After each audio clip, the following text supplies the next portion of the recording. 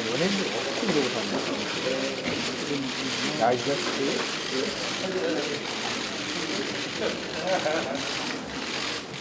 이거는 막 써야지.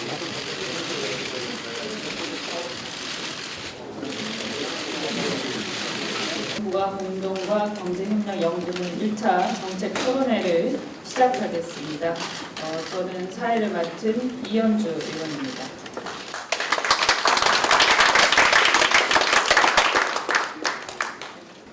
김종인 대표님 앞으로 모시겠습니다. 네, 정부가 이 공유와 경제협력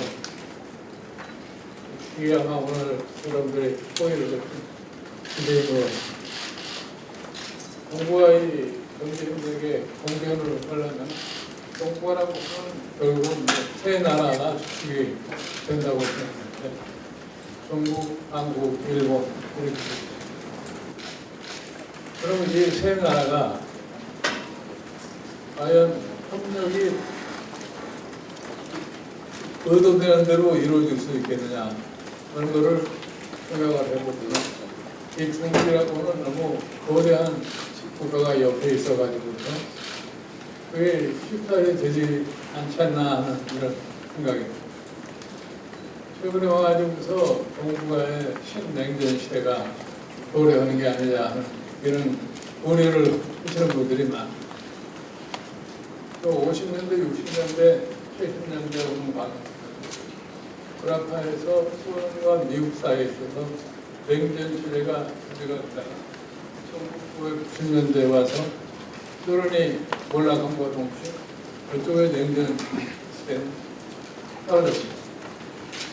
그래서 한동안 한 20년 가까이 미국 주도의 거의 모든 운영이 그대로 이루어지다가 돌파서 최근에 와서 이 동북아의 중국이라고 하는 나라가 흔히 얘기해서 G2로 구상함에 따라서 동북아의 뭐 10톤 좋든 간에 냉전 체제가 생겨날 수밖에 없지 않느냐 이렇게 생각합니다. 그럼 이 냉전 체제가 생겨나는데 여기에서 우리 5천만 인구를 가진 대한민국은 어떻게 처신을 해야지 여기에서 협력을 이끌고 또 경제교육을 제대로 해야 합니다. 그냥 고민을 할 수밖에 없게 되어 있습니다. 여러분들이 그동안 진행된 상황을 보시면 아시겠습니다만 일본이 1990년대 20세기 후반부에 와서는 일본이 G2가 되니까 90년대 초반에 미국의 여론조사를 해보면 에너미 넘버원이 일본이 되었어요. 이제 그러던 것이 여기서 21세기에 돌아가지고 2010년 이후에 중국이 갑자기 G2로 등장하니까 결국은 미국과의 관계가 뭐 긴박하지는 않습니다만은 서서히 소원한 관계에 갈 수밖에 없고 여기에서 경제적인 경쟁은 고사하고 군사적인 개입의 진수까지 보일 수가 있습니다. 그런데 이런 거의 거대한 중국 같은 이런 나라하고 일본같이 거대한 경제대국 사이에 대한민국이라는 나라가 끼어 있는데 여기서 우리는 어떻게 처신을 해야만이 이 사이에서 우리의 자주권을 확보를 하고 우리의 경제적 번영을 갖다가 계속 유지할 수 있을 것인가를 갖다가 냉정하게 생각을 갖다 해야 됩니다. 우리가 일반적으로 얘기를 해보면 일본과 한국과 중국은 경제 구조가 거의 비슷한 모습을 갖다 보이고 있습니다. 그런데 최근에 와서 보면은 중국이라는 나라가 의외로 빠른 속도로 우리 제조업의 경쟁력을 갖다가 잠식하는 그러한 모습을 갖다 보입니다. 그럼 여기서 과연 중국과 한국, 일본이 어떻게 경제적인 협력을 이끌어낼 수가 있겠느냐. 중국 사람들 만나보면 항상 자기네들은 아직도 멀었다고 해요. 그 다음에 항상 내세운 게 뭐냐면은 퍼캐피타 GDP 또 퍼캐피타 GDP는 원체 인구가 많으니까 아직도 X로 따지면 얼마 되지 않으니까 그걸 따지면 아직도 요구는 것처럼 보여요. 그러나 실제적인 면에서 보고 보면 중국이 특정 산업 분야에서는 우리보다도 엄청나게 앞선 그런 경쟁력을 가지고 있습니다.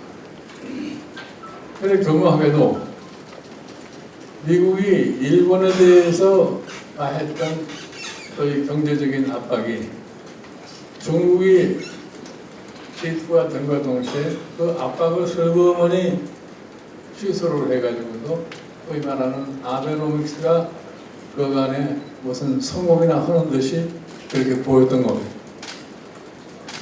우리 여기 동북아의 변화를 보면은 1949년도에 중국이 공산화되면서 그때도 역시 미국이 일본을 주축으로 한 극동 방위만을 구축을 했고 거기에 우리 남한이 빠졌기 때문에 미교사전이라는 커다란 어려움을 겪을 수밖에 없었습니다.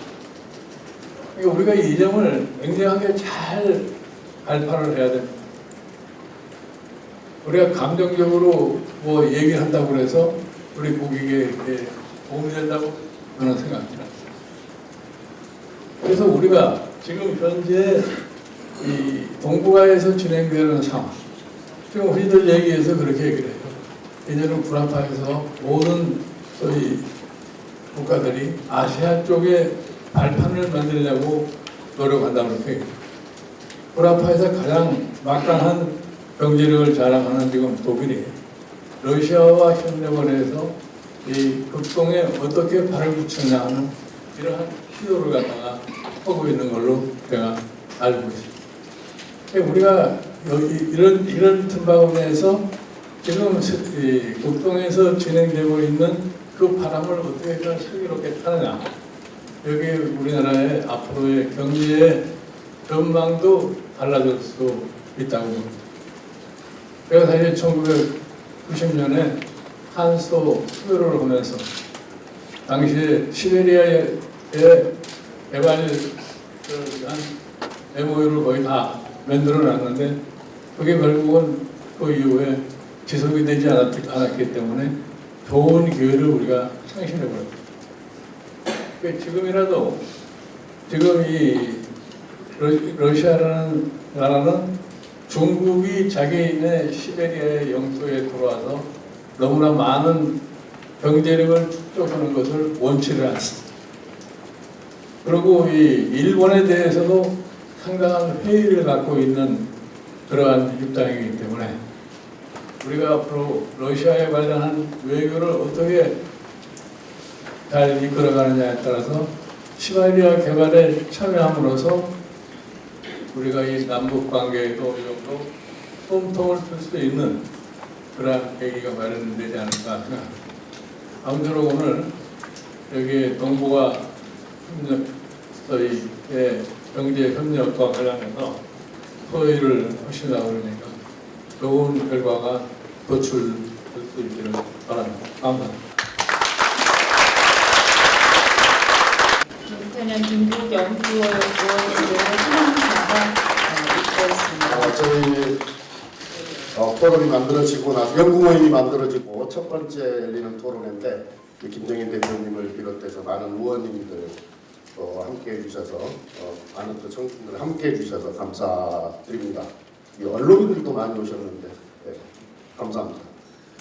지금 박홍대 대표님께서 주옥 같은 그런 축하의 말씀을 해주셨고 또 잠시 후에 우리 김부겸 의원님께서 인사 말씀을 통해서 다 말씀을 하실 거기 때문에 저는 시간도 아낄 겸해서 간단하게 환영의 말씀을 드리도록 하겠습니다.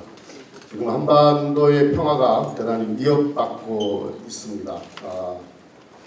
이렇게 지금 안 좋은 때가 있었나 싶을 정도로 좀 냉각의 이 크기가 또 깊이가 너무 심각합니다. 그리고 동북아의 이 평화의 질서도 많이 위협받고 있는 작금의 현실입니다. 오늘 토론회가 한반도의 평화를 어떻게 다시 살려낼 것이냐, 그리고 동북아에 있어서 공존 번영의 길을 어떻게 열어낼 것이냐 하는 정책적 영감을 우리가 함께 찾는 그런 소중한 시간이 되었으면 좋겠습니다. 힘있는 시간 되시기 바랍니다. 고맙습니다. 감사합니다. 다음은 김부겸 의원님을 앞으로 모시겠습니다.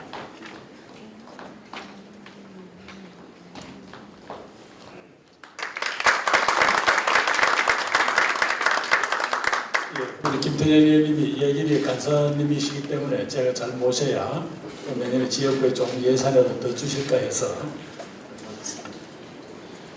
사실은 저희들이 이 모임을 출범시킬 때만 해도 사드라는 이 폭탄이 떨어져서 동부가 있는 각국을 이렇게 소용돌이로 몰아내리라고는 생각을 안 했습니다.